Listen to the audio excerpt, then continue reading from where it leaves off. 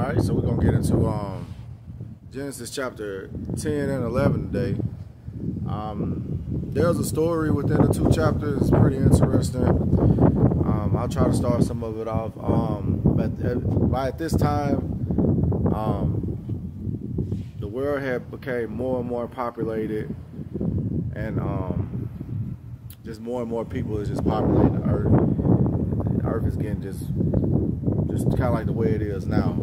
And you really don't get a lot of, in chapter 10 and 11, there is some genealogy, there is some family lineage and stuff like that, but there's so many names and so many, I don't get into it. I just go straight to get the story, to you guys so we can interpret it and do with it what we will. But at this point, the world is operating on a one language rule. There's no Spanish, there's no French, there's no Ethiopian language, there's no Chinese language. Everybody in the world is just speaking one language.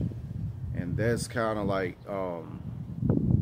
where the story begins at. And like a group of these people, they don't get a name or anything like that. A group of these people, they band together, and it don't say how many of these people it was. It just say, it don't even really say a group, but I just deduced from just reading the chapter that a group of these people set themselves aside to build a city on their own. And these people, I guess these people were like higher thinking, free thinking type of people or whatever like that. That's kind of what I kind of get from it. They just want to separate themselves from the other people of the world that are all speaking the same language, and so they all decide that they want to build their own city, and within that city, they want to build a tower that's going to reach all the way to heaven. It doesn't really say what their reasoning was for building. I guess anybody can build a city, but the tower in particular to reach heaven, I don't know, was it a mock of God? Or it doesn't really say that these people were wicked, you know what I'm saying, by any documentation in the Bible. Maybe if I read on, I'll find out, but it doesn't say that they were wicked people. It just say that this is just something that they wanted to do. They wanted to build a city and build a tower to heaven, and to reach it. So God saw this and was not pleased about it, and he just kind of stated, I guess he's kind of thinking about the one language rule at this point. He's just saying, like, if they working together on this and building a tower to hell, I don't know how many people was involved with this, but he's like, if they're able to, come together and come up with an idea to try to reach heaven, which is an impossible idea to fathom, let alone a plan to fathom. But he said if they're capable of this, then there's not too much they can't come up with or can't try to do. And he decided to come down and split their languages up and to confuse them, so to where that they ended up abandoning the city that they were building and abandoning the tower that they were building. And they kind of end up just scattering all over the earth. This is kind of, it's an interesting chapter. It's a simple, like I said, it's another straightforward chapter, and I appreciate that because it's easier for me to interpret and convey.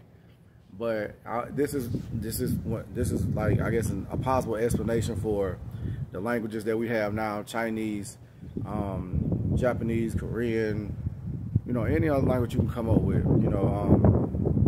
This is a story that can kind of correlate to the reason that we don't all speak one language now. And it just made me think. It made me think a lot about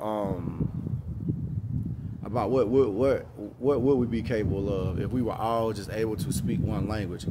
Like, even if you can't speak a certain language or whatever like that, or even if you can't understand what another person is saying by research or by studying or whatever like that, it's still a culture associated with that language. So there's still a disconnect there. I might be able to speak Chinese, but I don't know Chinese culture, is what I'm trying to say. So it just made me think a lot. It made me think a lot, like what would the world look like if we all spoke one language? What did the world look like in this particular story right here? And like I said, the Earth's billions of years old. This could have possibly really happened at some point in our history. So it's for that to even be mentioned that at one point we all spoke one language. It's in the Bible, Genesis chapter 11, and it just made me think a lot about languages and stuff. By me speaking Spanish, by me speaking Spanish and learning it right now. It also made me think about technology, and the fact that I run into people now that don't, they know that I'm trying to speak Spanish, and they know that I'm like, beginner stage Spanish speaking right now, and they'll just hand me their phone, and I can speak in their phone, and just say what I want to say, and it'll tell them what I'm trying to say in their language. So there's like apps for this type of stuff now.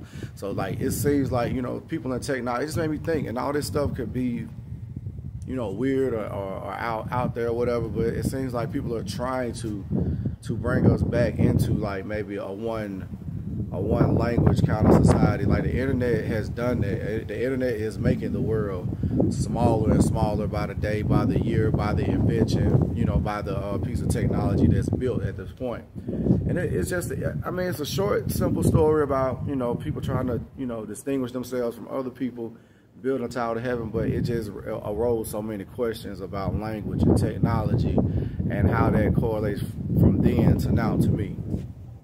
Also, well, and that was basically the end of the story. God just saw them building a tower to heaven. Whether or not that was even possible, people are going to try things. We tried to go to space, so it's not really that far-fetched that people back then would even try to come up with something like that. But the fact that, like I said, that story exists is very interesting to me.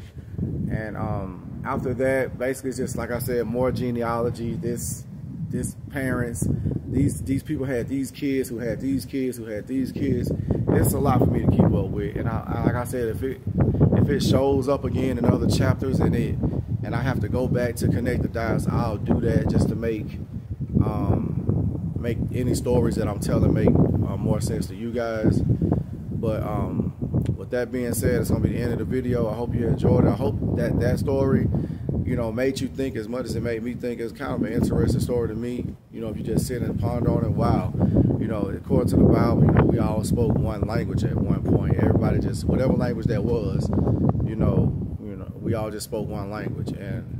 And I guess the thought arose now that, it still could be different cultures if we spoke the same language, but there still was a level of, if the whole world spoke one language, there would be a level of understanding across the board of everybody. I'm not saying like interpersonal, but I'm just saying like on business levels. You know what I'm saying? You could just make one call to China and you don't have to worry about a language barrier. You can make a phone call to Africa and it won't be much of a language barrier. So it was just, like I said, that was just a very interesting story. And I think we're headed to chapter 12 next.